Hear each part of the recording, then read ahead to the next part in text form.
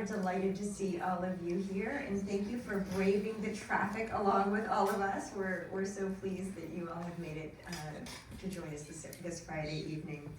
My name is Nicole Ardoin. I am a faculty member and associate professor at Stanford University in the Dorr School of Sustainability. I usually say the new Dorr School of Sustainability.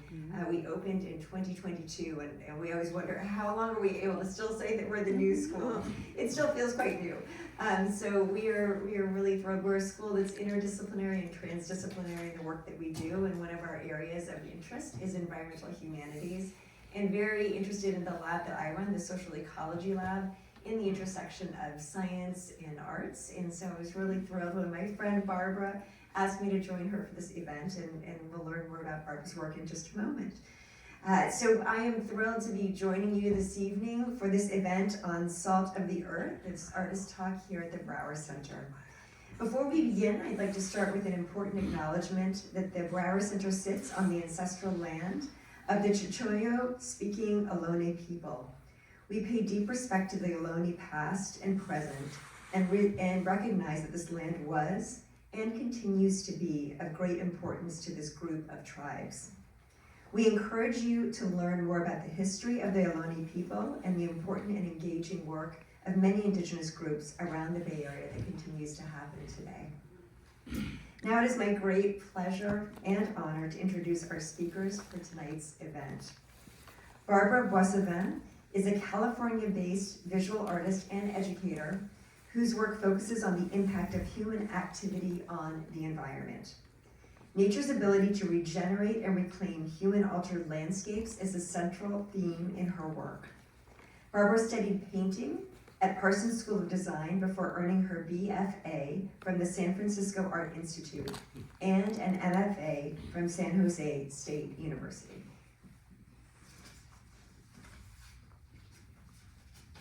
Currently, Barbara is an adjunct professor at the College of the Desert in Palm Springs, California. Barbara's photographs have been featured in solo and in group exhibitions in the United States and in Europe. Her beautiful book, Salt of the Earth, was published by Kara Verlag in Heidelberg, Germany, and was listed as one of Wired Magazine's best photography books of 2023. I have a copy of this book on my coffee table at home, and we look at it daily. It's absolutely gorgeous. Barbara's photographs are in numerous public and private collections, including the Smithsonian National Air and Space Museum in Washington, D.C., my hometown, the Google Corporate Art Collection in Sunnyvale, California, and the De Pietri Artefalien Foundation in Lugano, Switzerland. We are so excited to hear you speak about your work tonight, Barbara.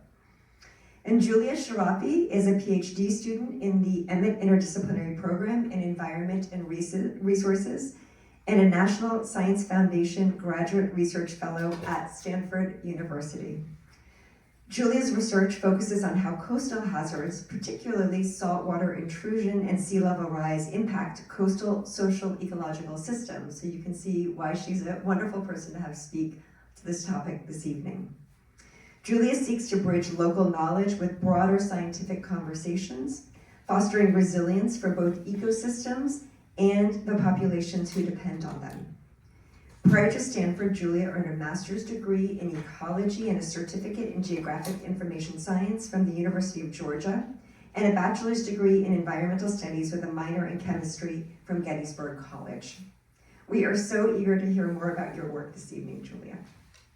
So we'll start off by hearing from each of our speakers, first from Barbara and then from Julia about their work, and then we'll go into a conversation. I have some questions prepared for the two of them to spark the conversation about the intersection between arts and sciences and what we can learn about those two. We'll have a conversation among the three of us for probably about half an hour, and then I'll turn it over to all of you for about half an hour of questions from the audience. So as you're listening to them and listening to all of us, please be thinking about questions that you'd like to ask our speakers this evening. So I'll start by turning it over to Barbara.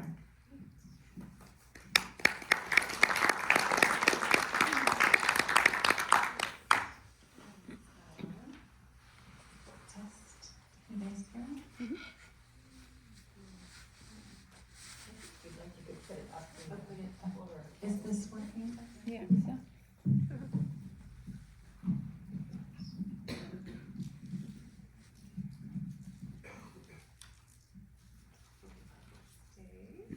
Okay, so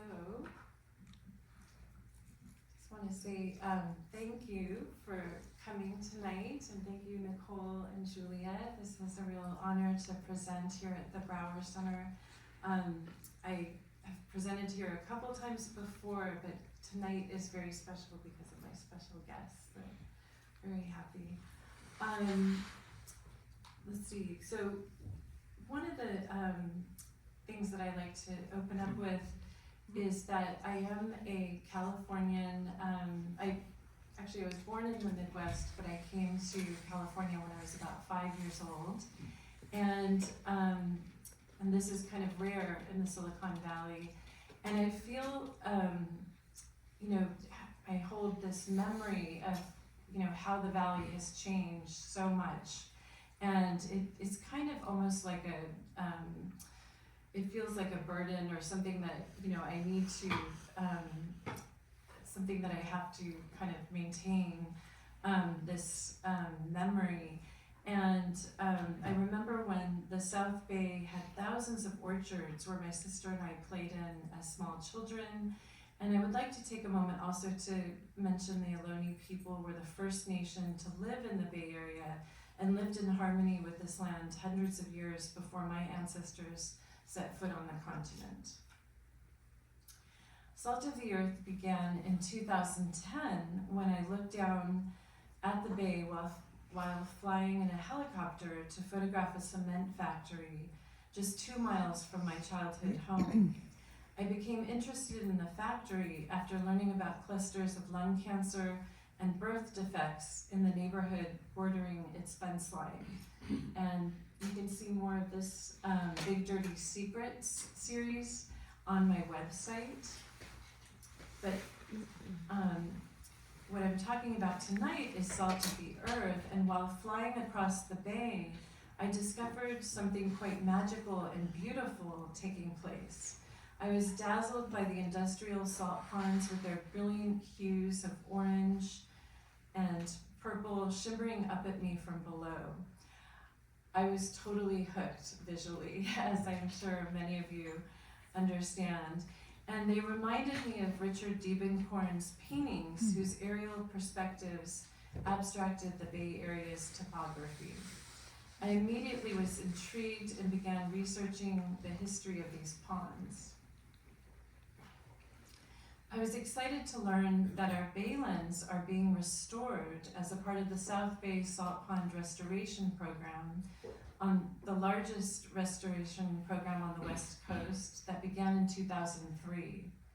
After years of investigating toxicity, I was thrilled to find an opportunity to document something positive happening in our environment. My book, Salt of the Earth, was published by Kara Verlag and released at Paris Photo, and I consider this project my love letter to the San Francisco Bay. Since the mid-1800s, industrial salt ponds have dominated the South Bay, reducing the bay's natural biodiversity. These vast evaporation ponds trap salt water, which is left to crystallize before being extracted with heavy machinery and piled into mountains of salt. Cargill, the primary operator, produces about 500,000 tons of this salt each year. The map on the left shows how small family-run salt farms started harvesting salt in the bay after the gold rush in the 1850s. But even before this influx of Europeans, the Ohlone people harvested salt from naturally occurring tide pools by leaving willow branches in the salt water and then waiting for the salt to crystallize on the submerged branches. Unfortunately, when the Spanish arrived in the 1700s, they enslaved the Ohlone people who had lived in the Bay Area for millennia to produce salt for export to Europe. Here are some vestiges from the salt industry that I captured in the spring of 2023 when I got lucky after flying into SFO to speak at an event at the Randall Museum. The Hayward Parks and Recreation has decided to leave these remnants from the early years of the salt industry for people to discover while walking the trails of Eden Landing. If you find yourself out there, please be sure to stay on the trails and be mindful of the delicate habitat of the nesting shorebirds. In addition to the industrial salt extraction, the bay was basically used as a dump for many decades, where anything and everything was unloaded and dumped into the bay. During my 14 years photographing this project, I came across everything from old tires and car engines to refrigerators and other appliances. The green and yellow areas on the map of the southern portion of the San Francisco Bay, these are where the bay is being restored or will be restored back to natural wetlands. 15,000 acres in total will be restored when the restoration is complete. The orange area is where Cargill, the major salt producer, will continue to produce in the East Bay. The apocalyptic oranges and blood red orange reds are from the carotenoids produced by the Dunaliella salina algae, sorry about my pronunciation, as well as the salt-loving halobacteria that thrives in this environment. Several years into the project, I began creating formal grids based on the year they were photographed and as their common color palette. I began to use the grid structure as a way to enhance the surreal nature of these transforming landscapes. In this grid, you can see the evidence of the greening of the bay, where the tidal systems are let back into the ponds and levees are broken, allowing velvety green stripes of wetlands to come in, and you can see them visible from the air as those beautiful ribbons of green. This grid, along with 4 other prints, were accepted into the Smithsonian's photography collection last year and will be published in a Smithsonian book later this fall. In 2020, during the pandemic, I began photographing from the ground level several of the ponds that are under active restoration. In this grid, I gave myself license to flip the horizon of the image, emphasizing the surreal quality of this landscape. The Ravenswood ponds in Menlo Park are adjacent to the headquarters of Meta. Technology workers look out over these ponds from the windows of slick glass buildings, and many of them are not aware of the miraculous transformation taking place in their own backyard. The yellow pedestrian bridge that you see in the upper left of the image was designed by the architect Frank Gehry. I really like the juxtaposition of the dystopian landscape and Gehry's deconstructivist architecture. While photographing, my experience of the colors and textures of this already surreal landscape was heightened after what seemed like many months of sensory deprivation during the lockdown phase of the pandemic. Zooming in closer to my subject allowed me to reveal the wound-like openings in the earth where signs of life, new life, are just beginning under the water. Nature reclaiming its territory is a potent theme for me, and one that I explore further in other photographic series. My project evolved further when I decided to photograph with a macro lens.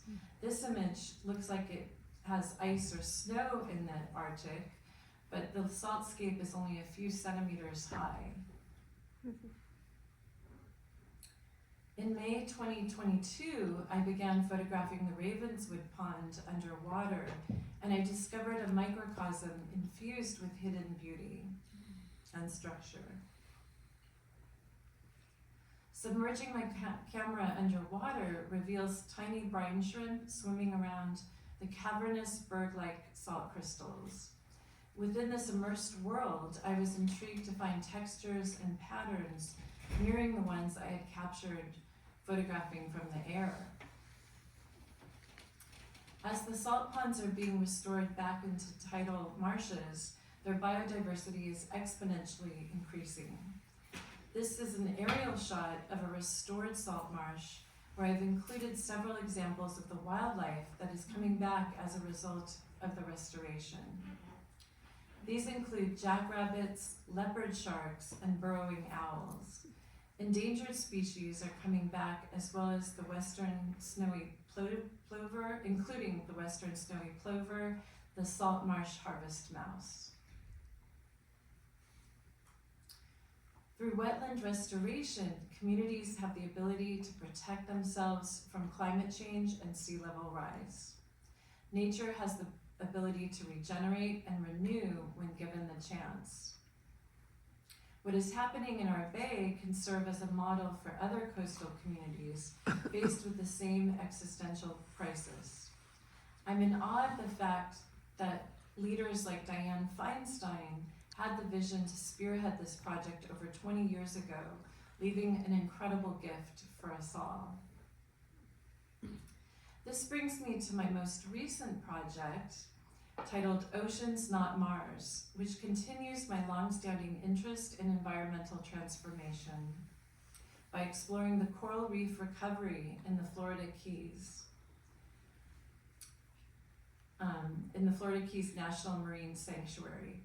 Last year, I was invited by the studios of Key West to do a month-long residency at the Peyton Evans Artist Residence, and I chose to focus on this project after learning about the dramatic decline in coral reefs over the last 40 years.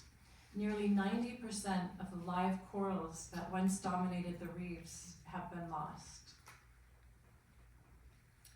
My goal with this project is to make visible the labor behind coral propagation, marine science, and community-based restoration.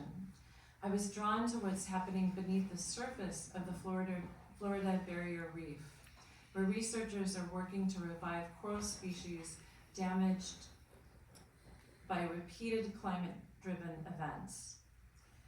This image happens to be of my daughter Giselle, who volunteered on a dive with the Coral Restoration Foundation, which has developed these coral trees as a kind of trellis for the coral, where coral is propagated in these underwater nurseries. In the next slide, you see two views of this work.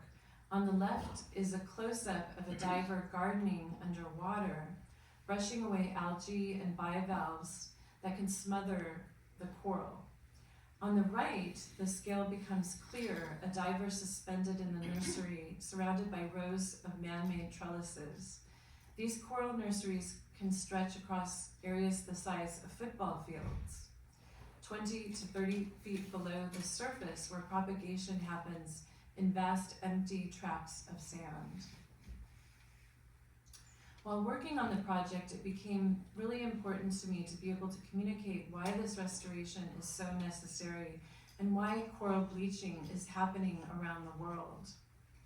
This is a graphic created by NOAA, and when I first saw it, it really got my wheels turning, and I began to experiment with ways to communicate this process visually. This is what as artists we do. We're problem solvers, and I think some of the other artists in the room can attest to the fact that a nice juicy problem like this is really, really fun. I decided to use the hyperbolic collage images that I captured during my dives with the restoration organizations in the Keys to simulate the different stages of coral bleaching by creating a series of triptychs. In this triptych, I used fan coral. The first image on the far left shows healthy fan coral. The second piece represents the stressed coral, and with an overlay etched acrylic on top of a transparent image.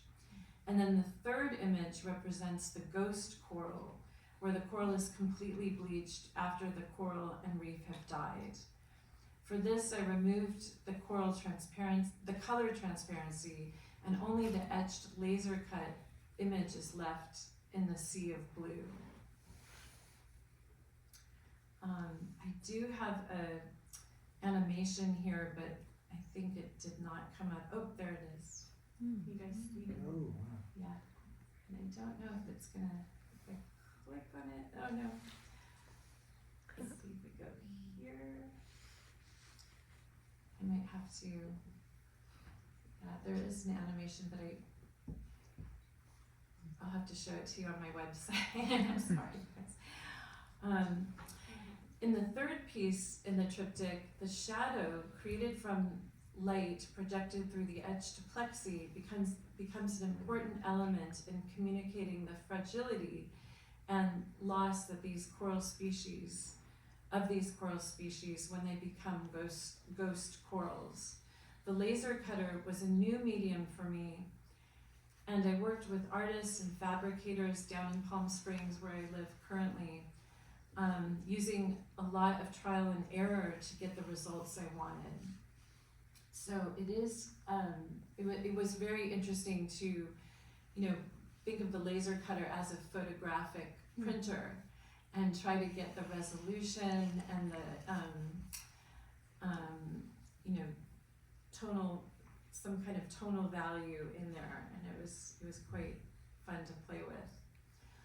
In designing the exhibition, I wanted a clear formal device to communicate the science of restoration.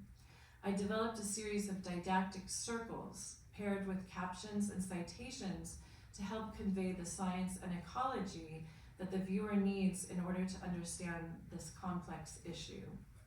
This merging of art and science is really what motivates me as an artist, and I'm happiest when I'm working at this nexus of art and science.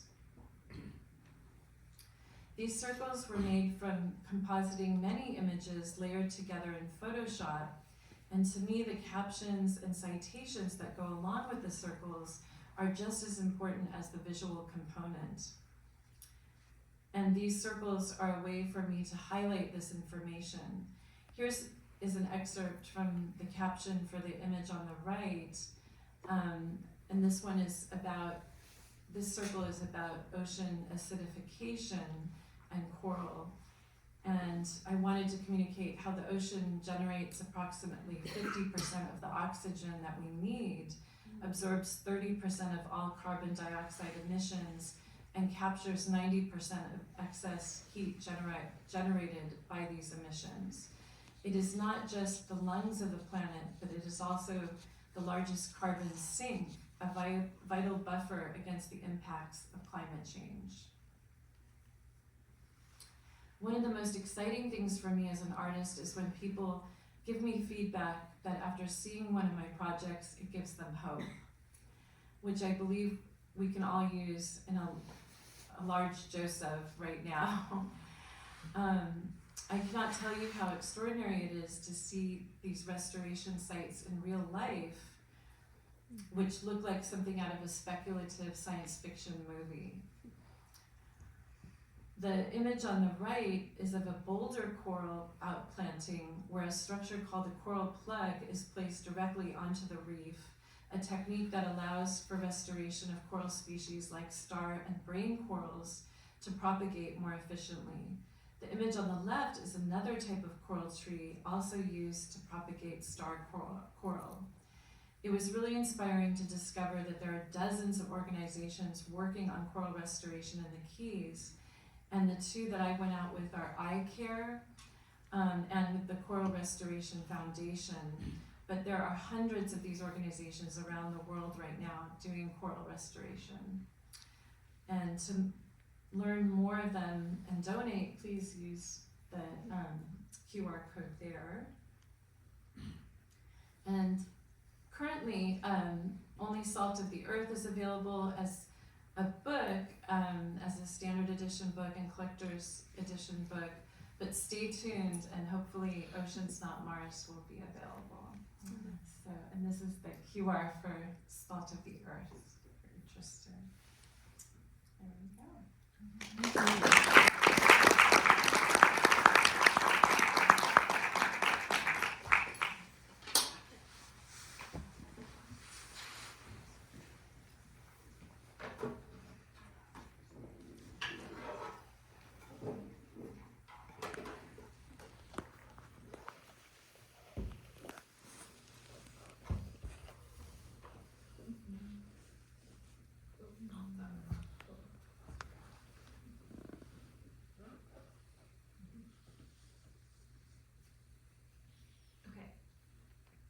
everyone. My name is Julia Sharapi, and I'm a doctoral student at Stanford University. Thank you so much to Nicole for that kind introduction, and for Barbara and Nicole including me in tonight's event. Today I'm going to be talking to you a bit about my work, and we'll start pretty broad. I'll give you some definitions, and then we'll go more specifically into what I do. But what I'm going to be talking about today has to do also with my personal story, and so I wanted to open us up with some photos that are important to me. The top photo is from Maryland, near where I grew up. I grew up in very foresty areas in Maryland, so this is a lake that I grew up near. And that was taken when I was about 15 years old on my old iPhone. And then your bottom photo here is from this past August in a different forest when I'm doing field work in Maryland. And so, yeah, just kind of leading us into, I'll be talking about the East Coast today, although we've heard about the West Coast as well. So we'll get both coasts tonight. So first, let me define saltwater intrusion and sea level rise, which are the two environmental and coastal hazards that I study. So saltwater intrusion is the movement of saline water into freshwater bodies. And this is increasing because of a few different drivers that I'll get into in a second. But you can see that underground, so where this is occurring, we don't really see it on the surface as much, but you have these large bodies of freshwaters, usually hosted in aquifers.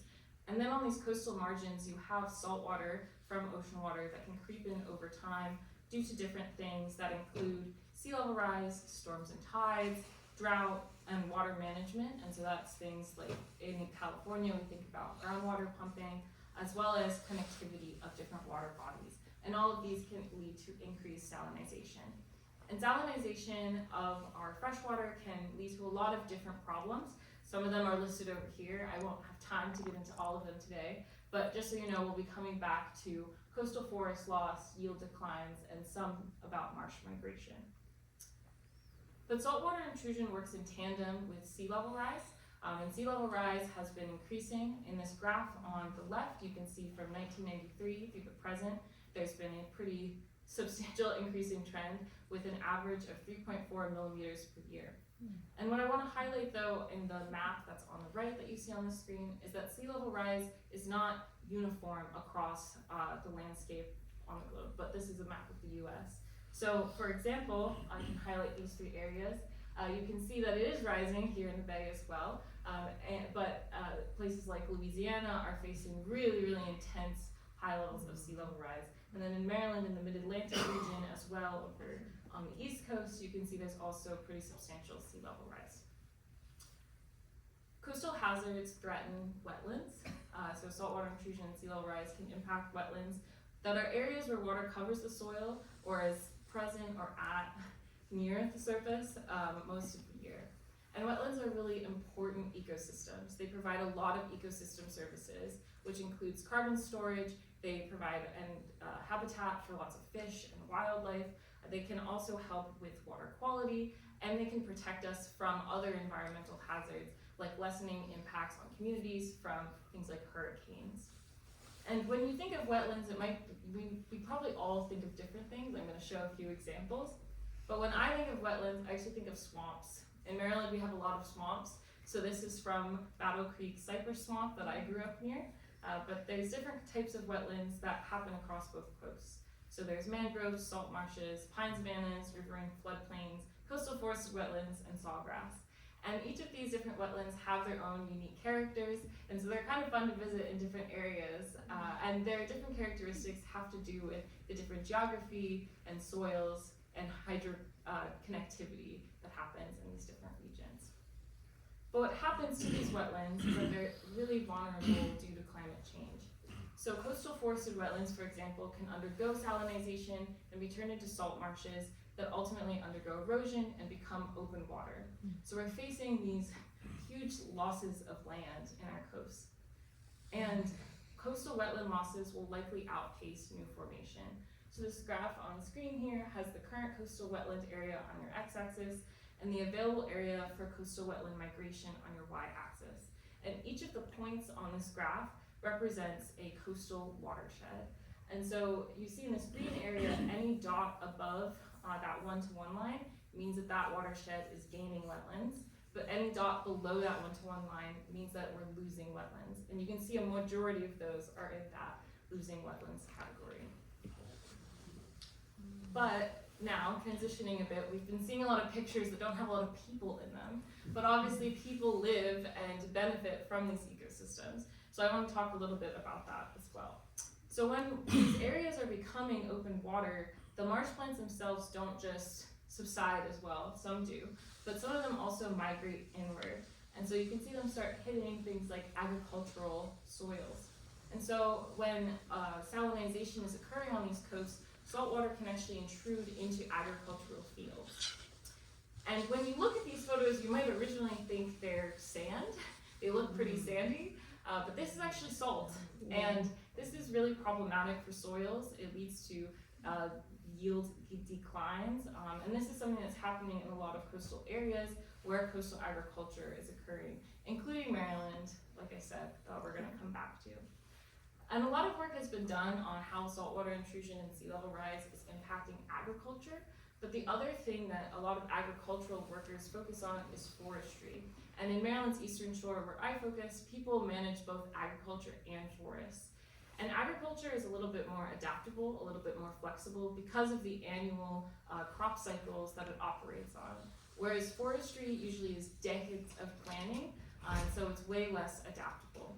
So that's why I wanted to study how saltwater intrusion and sea level rise result in these ghost forests and what they're doing to forests, specifically on the Eastern Shore. And so to just give you an idea of what a ghost forest looks like, it's on screen here, but these are areas that used to be really lush, really green forests, and now because of salinization leading to tree die-off, you're left with these stands of just standing dead forests, and they're actually very eerie to stand in. They have kind of a haunting feeling. And so in my work, I take an interdisciplinary approach. So I combine qualitative data that's collected from focus groups with landowners in the region, as well as other stakeholders like local, state, and federal government officials. But then I also look at the quantitative data of the environmental conditions that are going on in these regions. So this is a photo of me installing a groundwater well sensor. So we measure salinity through this, as well as temperature and depth in these coastal forests. And then we also look at the tree tissues themselves. So this is me working with a Stanford undergraduate. I mean, he's awesome. And we do some elemental analysis of the tree leaves and tree branches themselves to see how trees are processing this salt and to better understand how they can be resilient in the future. But I want to take you to this forest, again, another one that I took, and I want you to imagine that this is your forest, and you live on these coastal areas. And I want you to really put yourself in the shoes of the people who are living on these coastal margins. And for context, I want to just highlight two things. One, when you think of forests and timbering for forests, you might think of these huge timbering productions. But a lot of people actually manage their small plot forests as a kind of they're land rich, but they're cash poor. So some people in these areas don't harvest their forests until they're trying to send their kid to college or until they have a medical emergency. These forests are their rainy day savings, and so when forests start to die off, it leaves them extremely vulnerable. The other thing about these areas is that a lot of these properties are generational, they're handed down. There's a person that we work with who his property has been in his family for 350 years, and they've grown the same crops there for that long until now, when saltwater intrusion and sea level rise are ultimately resulting in extreme land loss. And so as I began to talk more with people in this area, about these areas I grew up in that were facing issues that I had no idea about until I started my PhD, I think that I came to this conclusion about this large sense of loss and how saltwater intrusion and sea level rise are ultimately stories about loss.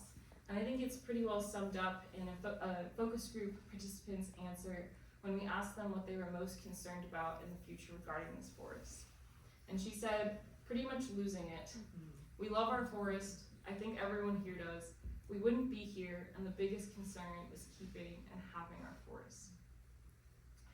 And so when I came back from this fieldwork, I was thinking a lot more about the emotional impacts of environmental loss. I was thinking about this kind of scientific term, solastalgia, which is distress that is produced by environmental change impacting people, whether directly connected to their home environment. And this is a very fancy, kind of overproduced way of saying grief. I think at the heart of all of this was grief. And I think that we've all been affected by grief in some way. Loss of opportunity, loss of relationship, loss of place, loss of people. And my own personal experience with grief, as I lost both of my parents when I was 18, and this personal grief journey that I went on gave me a very different understanding and connection to the environmental loss that the people I was working with are facing. And so I think that when you're going through grief, it's really hard to focus on anything of like, what do I do next? It's very paralyzing in a way. And so something that I found really helpful in a model I think about on my own personal grief, and now I think about in my academic work, is this idea of growing around grief. And so there's this kind of top representation of 4 circles that is this idea, this misconception, that slowly over time, the circle of grief grows smaller. But in reality, as depicted on the bottom, grief actually stays the same size. Life just begins to grow around it. And so I started to think of this more as I'm thinking about what I want my work to do and what kind of impact do I want my work to have. And ultimately, I want my work to really address this question, what do we do? Because like I said, undergoing grief is really paralyzing. You're kind of frozen in it. So I think giving people the ability to be like, okay, we're facing this loss. What are we going to do about it? What is our next step? Is really important. I think that something else about grief is that it's very isolating. At least in my own personal journey, sometimes it feels like you're going through something completely alone. And while this is kind of a sad map to look at, admittedly, that there's widespread losses happening in forests, for example, across many communities, I think it also highlights that we're not all in this loss alone. And so something else that I think about in my work is how do we bring people together within communities, but then also across communities to talk about this loss and ultimately figure out what the next steps are. And so coming to the Bay, I think that that's something else I want to say as well. We can lose a lot, but we can also gain a lot. And so the Bay used to have almost 200,000 acres of wetlands, and then we lost so much of that. It was down to less than 50,000 acres. But now, as Barbara highlights in the work, some of them are coming back and being restored. And so I will just leave with, I think that while we have to face and we have to hold space for the fact that the environment around us is changing and we're facing these large land losses themselves, but also loss of ecosystems that are impacting our communities and our cultures, we can't be totally paralyzed by this. It's actually an opportunity for more connectivity and more hope, as Barbara also mentioned, for us to come together and continue to go around the grief that we're holding. So with that, thank you guys so much for your time and your attention. I'm really lucky to be supported by my advisors at Stanford, Buzz Thompson and Elliot Wright Jr., as well as the Wetland Ecosystems Group, and financially supported by the NSF and Stanford as well. And also other people that I don't have time to highlight, but yes, thank you guys so much.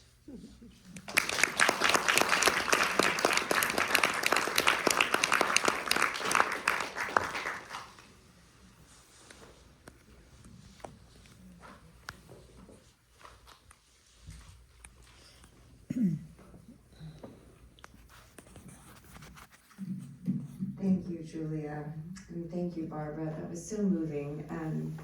I knew a little bit about where they were going, but not totally, and that took my breath away. Thank you. I'd like to start by asking you both about, well, gosh, I have so many questions, but I'll start at the top by asking you about this intersection of science and art, and what do you think that art has to bring to helping us understand these questions of grief and loss and maybe hope and restoration? Yeah, I mean, I think art and photography makes visible things that are invisible, and there's this revealing quality to it. So trying to come up with different devices or tropes that convey this, that also hits people in an emotional way. I think there's an emotional impact of art that affects human behavior differently than maybe just reading a scientific paper for the average person. I know my science friends do get emotional when they read scientific papers, but I think that emotional resonance that is very specific to art is really powerful. So. Yeah, this does work. Okay. Yeah, I think that art really adds like a relatability to science that is harder than when it's just words on a page. I think just the emotional experience that different art evokes, like for example, your beautiful photos, like, you know, that's not an angle that we always get to see of different environmental problems. And so I think it just allows us to have a different viewpoint on what we're seeing. I have a question to follow up on that, and I apologize in advance for surprising you. This wasn't one that I told you I would ask in advance, but it came to me as I was listening to both of you, and also I think following up on that question about what can art do for people. In our lab, and Julia knows this a bit, is that in our lab we do a lot of work looking at what we call the razor's edge of hope and fear, or optimism and pessimism, when thinking about getting people engaged in environmental issues. And we've done some research around this. We've thought about using arts-based methods to think about this. And part of what got us interested in this is that I've worked in the environmental field for a number of years, for decades now, from working with nonprofit organizations as well as in research. And the environmental field has been guilty for a long time of spending 50, 60, 70 years of telling people the sky is falling and it's your fault. And yet we know that that doesn't necessarily make people want to jump up and get out of bed and do something. And so we try to think about what is this balance between how much hope do people need to have and how much do they need to know is the problem. And so I'm wondering if the two of you can talk a little bit about, in your experience, how art and science can help us think about this balance between helping paint a hopeful future and or also letting folks know that there's a challenging problem.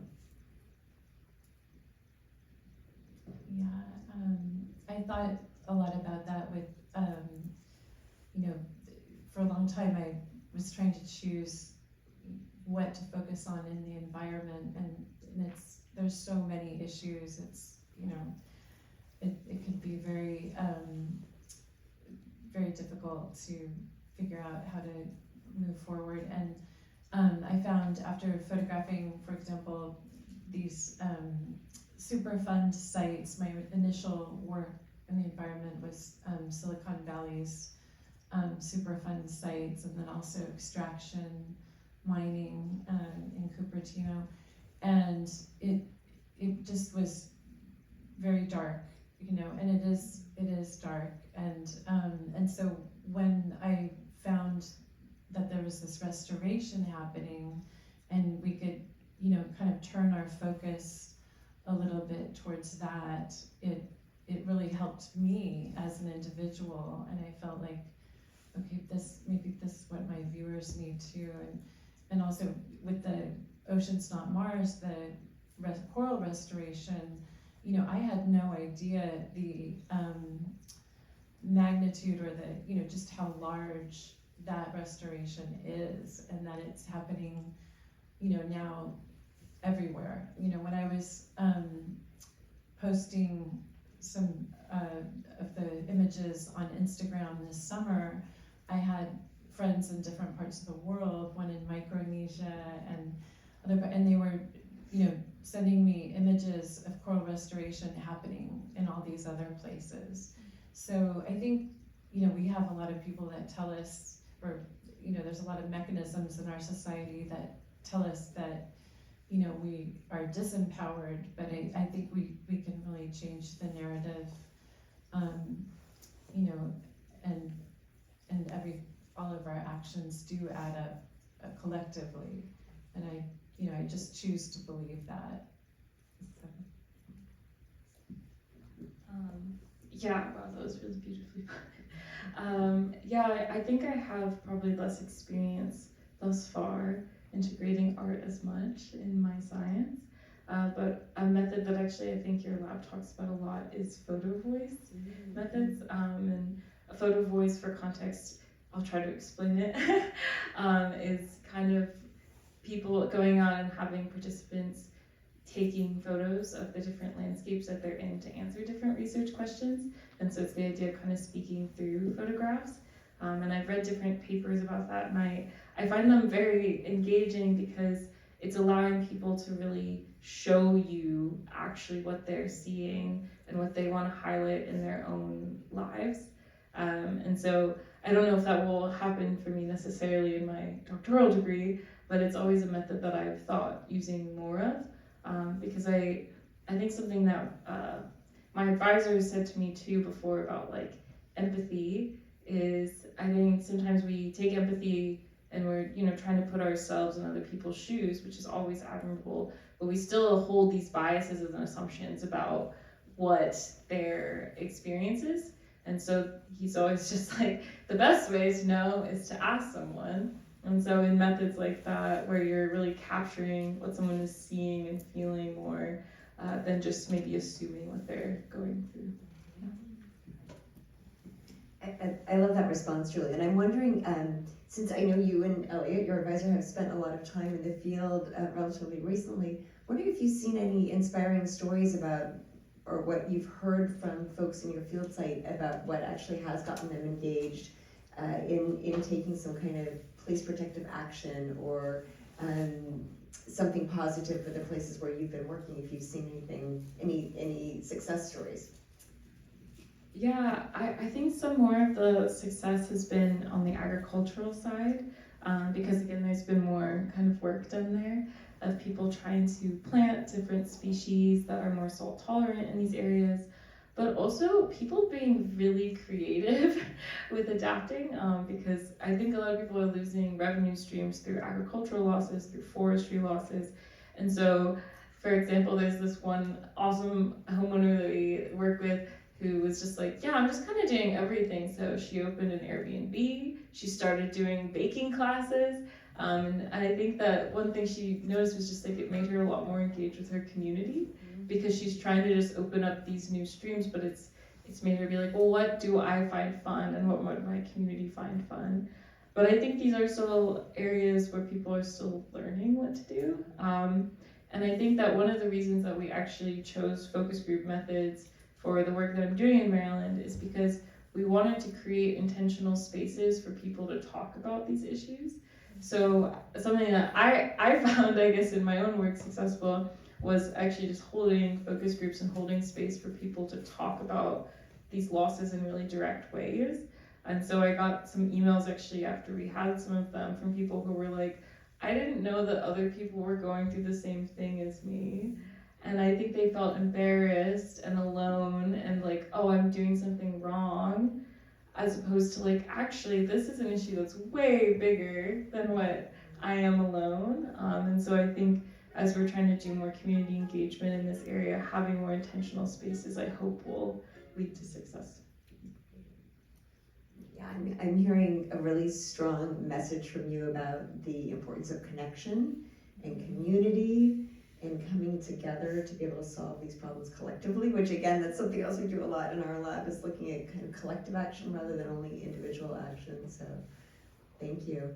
Barbara, I'm wondering, as people, so we have the pleasure of seeing many of your beautiful pieces out here in the David Brower space. As people leave your exhibition, what are you hoping, or one or two main messages that you hope folks walk away with, or when they interact with your book? What do you hope people walk away excited to do, or that they as they leave and walk out the door, what do you hope that they maybe think differently? Yeah, I hope they experience the beauty of our bay, maybe realize how unique and beautiful it is, but also how precious it is, and that this real it's kind of a miracle that's taking place with the restoration, that something that was so depleted and apocalyptic looking, is now really being transformed into incredible habitat and ecological diversity that, it's I don't even think you can really wrap your brain around it, what's happening out there. And I chose to dedicate the book to these shorebirds that I would see every morning on my commute across the Dumbarton Bridge to the East Bay from Palo Alto. And I would hear them literally screaming and screeching and having these giant parties out there. And they also do these incredible murmurations. And if you've ever gotten a chance to see a murmuration, you'll never forget that. So I hope that people do go out and visit, these amazing places like Eden Landing and Ravenswood. And yeah, they're incredible.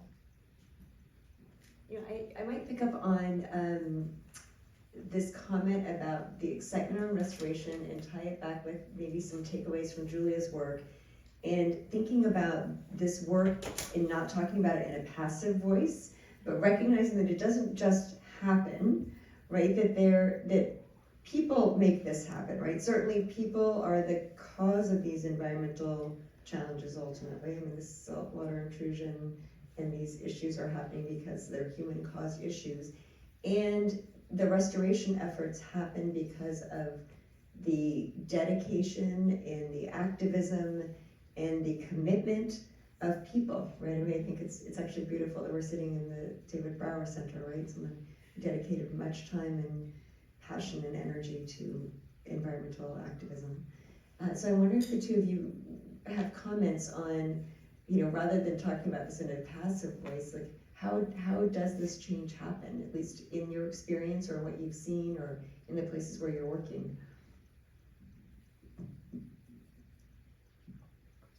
It's a big question, and maybe a hint I'll say is that you're both working in elements of it, right? I mean, from the science perspective, or Barbara watching the folks who are working on the restoration in the Bay. You talk about this a bit in your talk tonight, and I know in the book, giving credit to some of the people who've been in the organizations who've been involved in this. Yeah, it's been tremendous. The scope of both projects really. I mean, both is just phenomenal. The number of entities that are involved in this, the salt pond restoration project is just incredible. That these both California state legislature, but also these conservation groups and wildlife conservation. I mean, all of them came together to make this happen, and that it was a very it's very activating to see that, because again, there are narratives out there that are unfortunately disempowering, and that this, to see something that actually worked, and it also had to work in long form, right? And I think that that's one of the challenges we face, is things don't happen, instant gratification doesn't happen, that these are complex issues that take many, many decades, even longer to solve, and we have to have patience for that. But to recognize that, if somebody tells you, nope, the environment is doomed, there's nothing we can do, we have some things to point to with, projects like our Bay. So. Yeah, I think kind of picking up on this, like, change over time. So I'm co-advised by an Earth System Science professor, so this is a little bit more ecology, but also a law professor. And so some of what my work is also trying to do is policy change. And so we've connected with a lot of people who are in different level of governments. But something that that advisor in law always cautions me on is policy is very slow.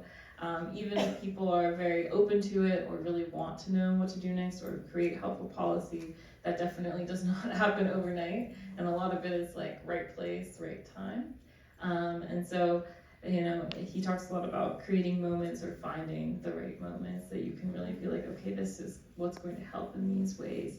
But I think going back to your question a bit, is that I don't know, I think in my work so far, I feel very lucky that I think a lot of people just care really deeply about the places that they are.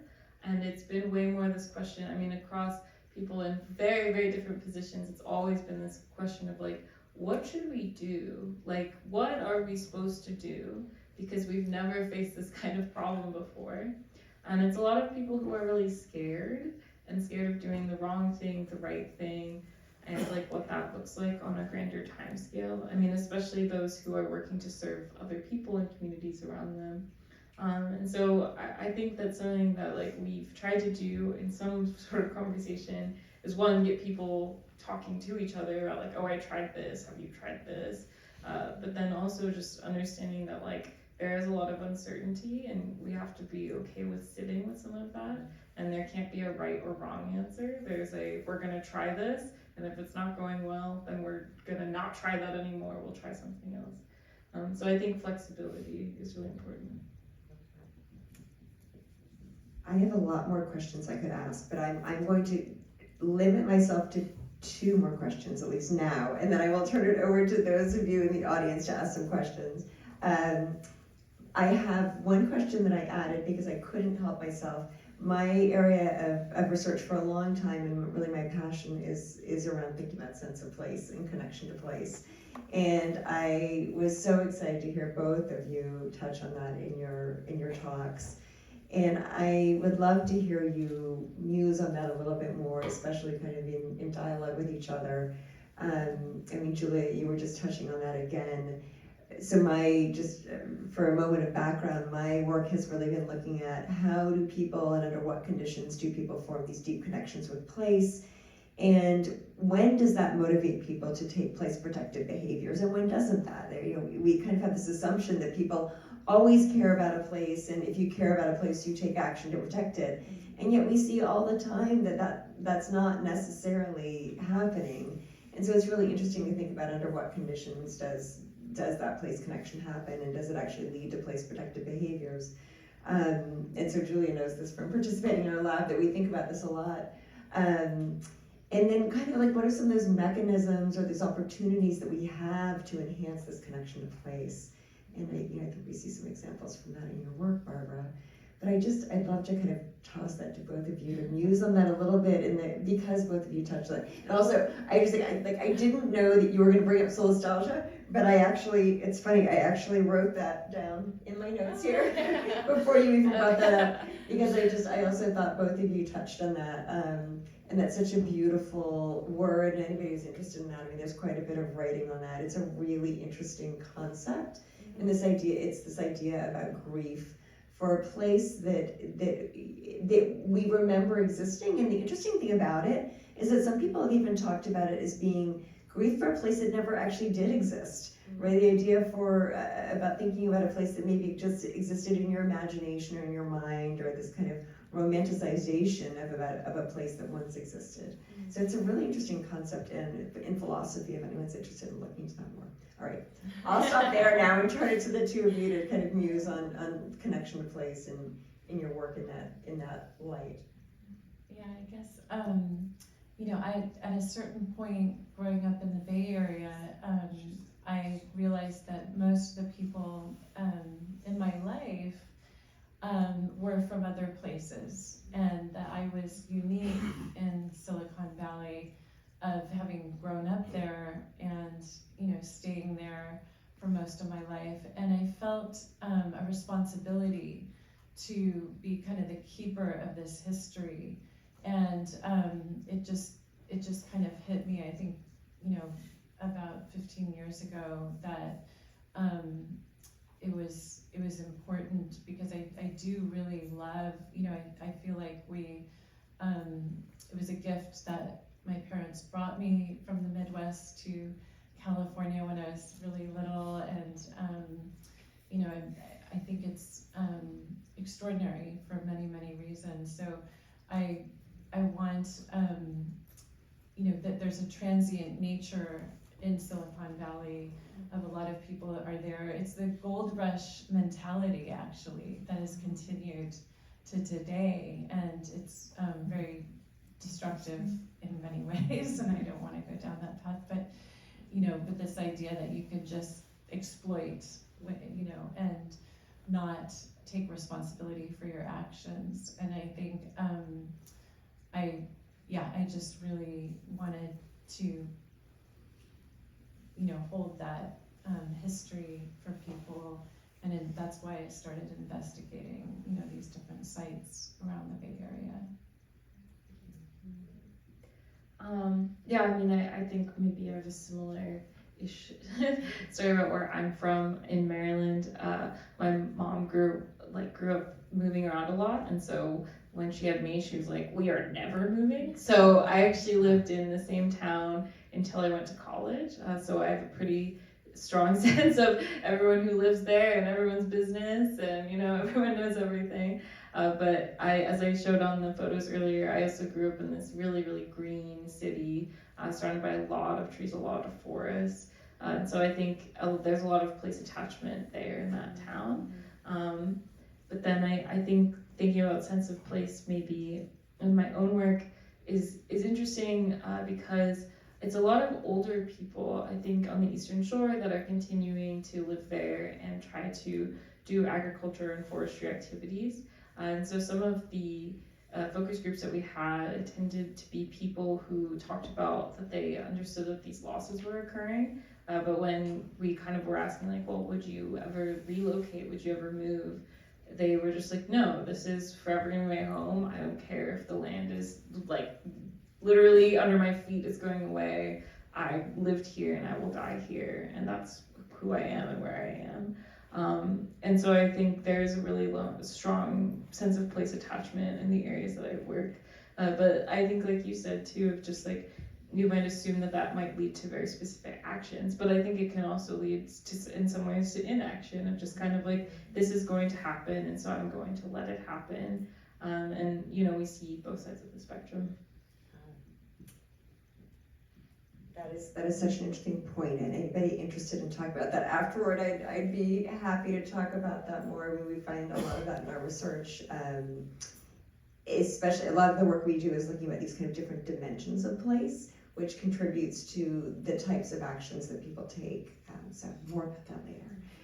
I wanted to say one thing I was thinking. I think the reason why I moved to Palm Springs out of the Bay Area, actually, now I'm not full-time in the Bay Area anymore, is because of solicitation. Mm-hmm. Yeah, because I was really on a daily basis kind of mourning what was, and it's probably people in the audience can relate to that, but just really being hit by that, you know, on a daily basis. And it's much easier for me to be in this desert, which probably has transformed every bit as much as the Bay Area, but I don't, that's not my lived experience. So it's very interesting. I love this. That term reminds me of a Portuguese term, saudade, and saudade is kind of similar. It's a longing. Yeah. Okay. I'll do one last brief question, and then it's over to you.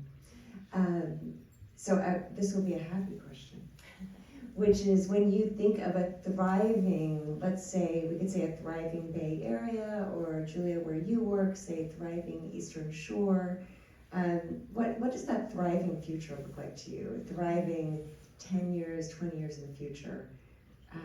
What does that look like to you? Whether it's thriving around the bay itself or the salt pond area, thriving in these areas with saltwater intrusion, what does that look like to you? Yeah, I think some of it is already happening around the bay, where, you know, people are actually out engaging with their environment. The Ravenswood area is a great example of that, that more and more people are going out there and they're experiencing nature and firsthand, and they're not, I think thriving for me means leaving the screen at home and actually delving into this incredible nature that we have around us and really experiencing it deeply. I think one of the really interesting movements that I've seen in the course of my own investigations has been the citizen science movement. And even with the coral restoration, there's a lot of citizen science that's going on with that in both data collection, but also in what people are propagating and trying to heal the corals. But I encountered that here in the Bay Area too with some citizen science projects. And if you can get involved in something like that, I think it's really, really wonderful. Yeah, I mean, I think that thriving can take a lot of different forms, and I feel like they're still figuring it out exactly what avenue that goes down. But I think maybe I can just say, like, thriving is kind of figuring out what those next steps are. So I think one example that I have is one way that people are also trying to adapt is if their forests are no longer viable, they've actually turned to being able to profit off of recreation activities. So in these areas that are undergoing salinization, they still have trees that can have really popular hunting species like quail, for example, or in the Eastern Shore, it went famous on hunting TikTok, but it's called a Sika deer, and it's actually led to a lot of hunters coming through and having their own communities around that activity, which was not what I expected to hear about at all. And so I think I don't know exactly what those necessarily activities look like, but I think to me it is finding these alternative avenues, because I think unfortunately there is going to be a lot of land loss in this area, and so I just don't think that right now Maryland does have this initiative where they're trying to plant 5 million trees, but those trees are not going to be planted necessarily on coastal margins where they know that land is going to be lost to open water. So I think that thriving is just going to look different, and figuring out what that different looks like is important. Well, thanks to you both for your thoughtful responses on those questions, and I would love to open up to the audience for questions. We have about 15 minutes for that. I see a hand in the back. I will bring you a mic so people can hear you.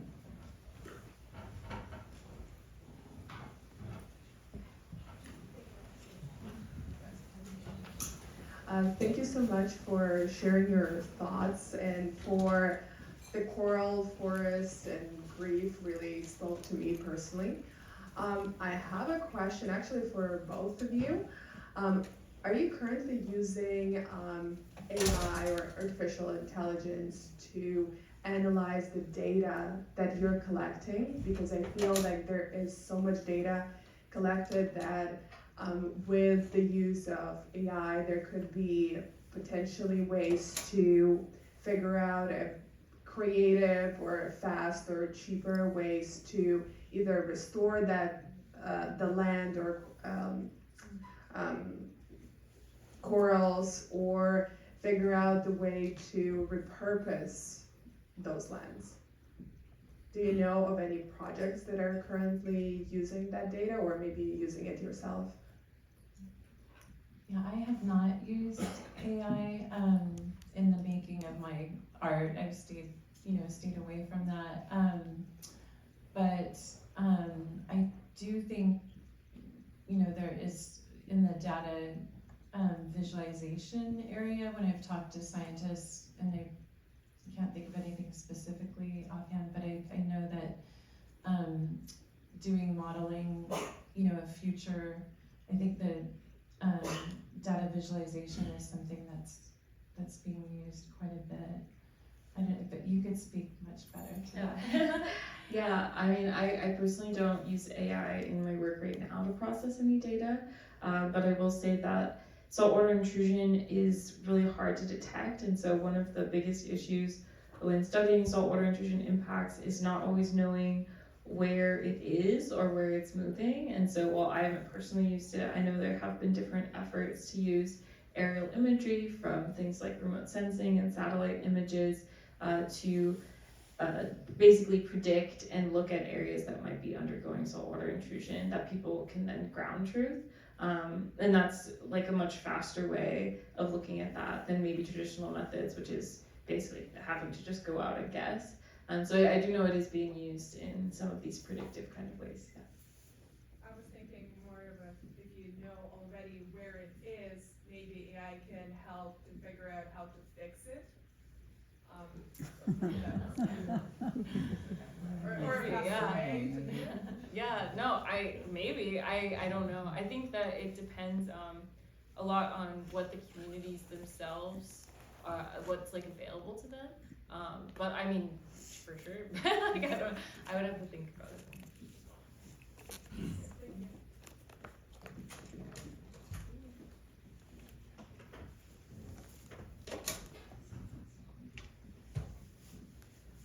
Thank you both for this. This was like so interesting and cool to kind of see the intersection. So this is like not a super well-formed question, but I'll try to ask it as best as I can. So I think, Barbara, you mentioned this like one phrase that stuck in my head of like nature kind of reclaiming. And I think that oftentimes like when I'm feeling pretty like bleak on my outlook of the environment, I like try to remind myself that nature is not a passive participant, and like nature can be an active force. And I think sometimes too with the current narrative, sometimes it paints nature as this very helpless thing that, oh, it has to be protected exactly as it is or it will just crumble apart, and not really like nature's also fighting to like survive. And so I guess like I'm curious how you both think it's like, is it important to communicate to people that nature is like an active participant in this as well, and this is like kind of a collaboration, and like how might you convey that to someone, and if there's any kind of like moments of hope that you have seen where nature is really playing an active role that you could share with us to make us all feel a little better. But yeah, just any thoughts you had on that. Yeah, the nature reclaiming is a big theme in my work, and I think the first time I came across that idea was with Stephen Hawkins. He talked about that at different points, and that the hubris of the human species to think that we can, basically outwit nature, right? And so that is always, and of course it's more complex than that, but I have another project called The Trees Will Outlive Us, and it's about nature reclaiming sites of farm that's been in my family for 3 generations on the East Coast, and other sites in Europe, and this idea that nature, does have this incredible ability to heal, and as a photographer you get again to make things that are invisible visible. So it's a process of revealing to people, and it's a kind of a form of evidence. It's not as we have license as artists, so we scientists are much more careful and objective and thorough in a different way, and artists we have a much bigger license, and so I can kind of accentuate certain things and in my work that I really feel people need to see. But that was a beautiful question. Thank you for asking. Yeah, thank you for the question. I think that what came to mind when you asked it was it's called the RAD framework, Resist, Adapt, Direct, which is in some literature about how people basically adapt to environmental change.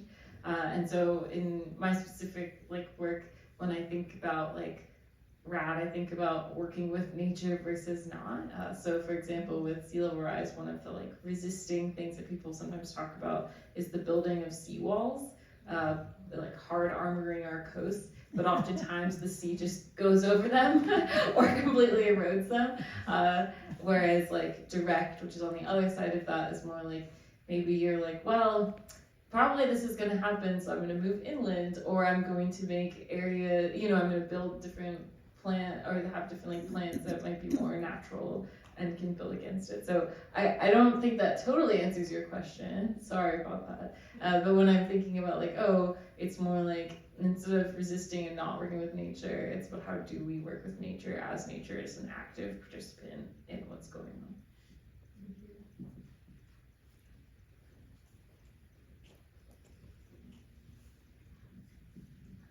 Nicole touched on this question of how much hope and how much sharing the challenge. Where have you or even Nicole seen opportunities or movement through like humans, either with alignment or communication or those kinds of interventions helping to catalyze some of these projects? Yeah, I mean, the one that pops into my head, probably because it's so recent, is the coral restoration and kind of this almost zeitgeist type of situation where, all of this coral restoration is happening at once around the world, really. And I think that, is kind of an alignment of sorts that you're talking about. And when you think about it, we're collectively, we are a communal organism, so to speak. So we're facing these challenges all over, and so it makes sense that we would, that this would happen like this. Sorry, can I just ask a follow-up? Yeah. So I guess I'm really asking about the human convening, because you mentioned wow, all these organizations convened. Could you share a little bit more about examples of people that know how to do that, or what the role is of those humans that are actually creating this? Yeah, so I have one story that's really exciting. It's a scientist named Dr. Vaughn. I'm trying to remember his first name, but it's escaping me. He was the head of MOAT, which is the Marine Oceanic Transatlantic Entity. It's similar to NOAA on the an agency and our scientific organization, and they basically experienced a Category 5 hurricane that, actually several in the Keys. So they had a year where I think they had 2 of them, and their entire laboratory was wiped out. And anyway, he decided that he actually left his position at MOAT, and he decided to basically create an organization to offer developing countries a kit that they could start their own coral restoration projects. So you can visit his lab. It's called Plant a Million Corals. So if you go to plantamillioncorals.org, and he's an incredible person. Yeah, and he basically will, if you, I think it's donation based. So I think he has funders, and it's kind of a Kickstarter kind of model that he's using. But for example, he sent to the country of Jordan a kit that included a container, like a shipping container. Inside was an oscillating tank to simulate wave action and grow the corals, and then all the other accoutrements to, basically start your own coral restoration. That's fair. And so he's somebody who just and it was such an interesting thing for me coming from Silicon Valley, where I'm around people prototyping all the time and solving problems. And I was like, wow, if we could get some of our brain power in Silicon Valley to, instead of going to Mars where there are no species, and it's dead and there's nothing there, can we get a little better focus here, right? And put some of that brain power here. So.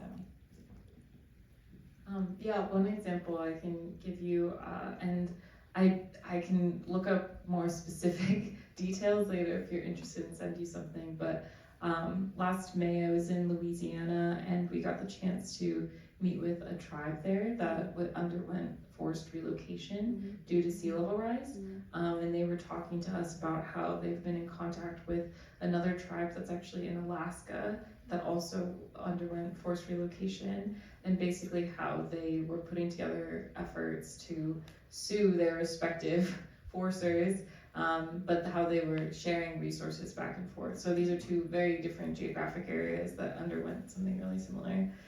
So yes, forgive me, I don't know all the details, but I think that's what you're getting at. Thank you very much.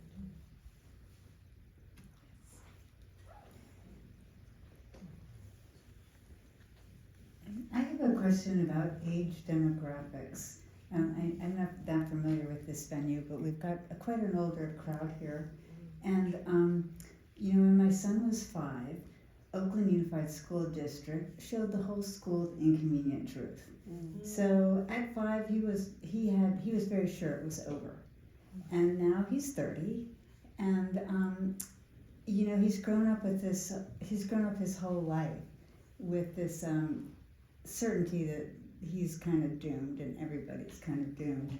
And I was just wondering, I'm so glad that you're here in the middle, being young, but, it's sort of like the protest against the war. I don't see a lot of youth there. So I just wanted to ask you about that.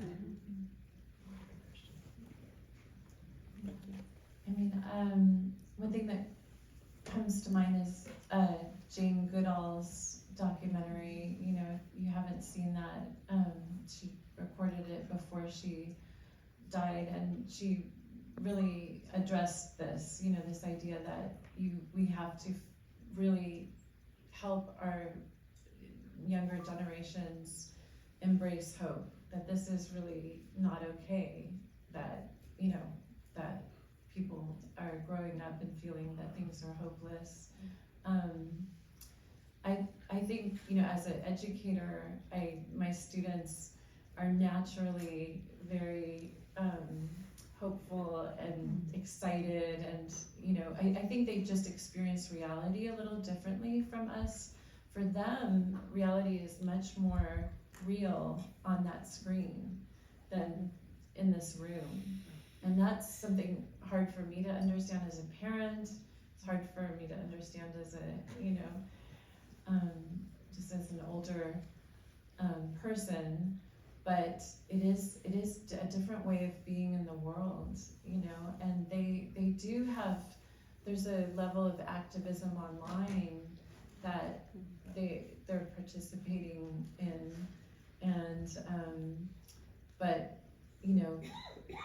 how to bridge that with the real world, I think is kind of interesting. Nicole, do you have any? I'll make a brief comment about it, but then I'd love to give Julia the last word on this, because we are right at the end here, and because Julia, no pressure to represent the entire younger generation. but I love this question, and I love ending with this question. I will say that we, for the last 3 or 4 years, have been doing some research looking at youth climate activists. And we've been doing a series of interviews, and actually the interviews themselves have been fascinating, but the best part about it for me has been that we've worked with young researchers. So we've worked with kids between the ages of 14 and 22 to have them interview other young folks, which has been really a joy. And then they have actually analyzed those interviews, and we've just finished writing up an article on it, and they were actually the authors on the article. So they really led the entire process. And so what we try to look at with them is not only what gets those young climate leaders engaged in climate action, but what sustains their action. And the interesting thing we find is that somewhat surprising to me that a lot of it actually was through school. I didn't expect that as much as we found. But then a lot of it was through looking at people like all of you, was through having older mentors, people who inspired them, who supported them, who encouraged them. And I think we don't, as older folks, I think we don't hear that enough, and we're not reminded of that enough. So I hope that maybe you take that away as a hopeful message, that what you say and what you do and what you model really does matter, even if you don't hear it. I have an 18-year-old daughter who I don't always hear that from her, but sometimes I do hear that from her, and what we heard through these interviews is it does really matter. And then also from their peer groups, so they are also reinforced and inspired, and the norms from their peer groups are really important. So those were kind of some of the things that came out from those young leaders, that they look up to older generations and they look to their peers for getting involved and for staying involved. And so, Julia, now you can tell us what the special secret sauce is. Okay, no pressure. Well, actually, I feel like I'm kind of going to reiterate what you just said, but I think when you asked this question, I was like, oh my gosh, like, why did I even start caring about anything related to the environment? And I think a lot of it has to do with, like Nicole just said, role models. Like, I know as a kid, my mom was really, really involved in environmental activism, and so I was exposed to a lot of people who were older who would go out and protest, who would, go to local municipal meetings and talk about the environment. And I think that that's kind of like, I think that's exactly what you said. Of just like, I think that people in the generations above us have a lot more impact than we probably give them credit for a lot of the time. But then I think also, like Barbara said, I think that maybe activism and connection also looks different for young people, because we're so connected maybe online, and things do feel more tangible. So I feel like I'm copying their answers, but I will also say I think that community is a huge part of it as well. Like, I think that I was very lucky that these were just issues that my friends and I talked about and that continued into college. And so I think really having like that strong community feedback of just like, oh my gosh, I care about this.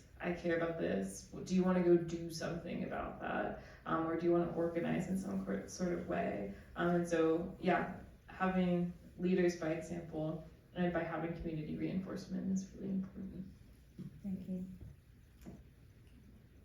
Well, thank you all so much for being here with us. Thank you so much, Barbara and Julia, and we look forward to remaining in community with all of you. Enjoy the rest of the evening.